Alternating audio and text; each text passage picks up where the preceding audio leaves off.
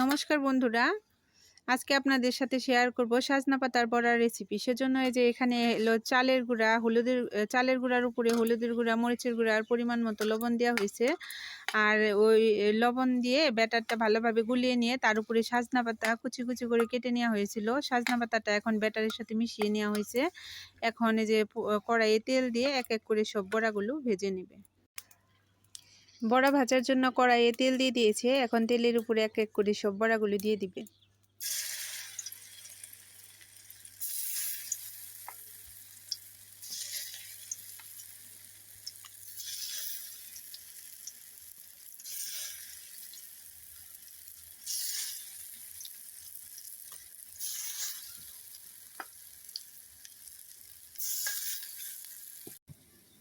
এই যে বন্ধুরা, বড়াগুলো তো নিচের পিঠ হয়ে গেছে, এখন উল্টে দিবে।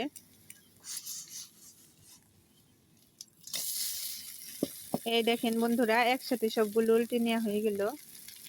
তো আজকের ভিডিওটি আর বড় করব না, পরবর্তী ভিডিওতে আবার দেখা হবে। সবাই সুস্থ থাকবেন, ভালো থাকবেন, আর আমার চ্যানেলটা সাবস্ক্রাইব করে আমার পাশে থাকবেন। এখন আর কিছু করা হবে না, এখন শুধু বড়াটা আর একটু ভালোভাবে ভেজে নিলেই হয়ে যাবে। আর আমার চ্যানেলের বড় ভিডিও যদি আপনাদের দেখতে ইচ্ছা করে তাহলে বড় ভিডিওতে যেয়ে দেখে আসবেন। আজকের জন্য টাটা, বাই বাই।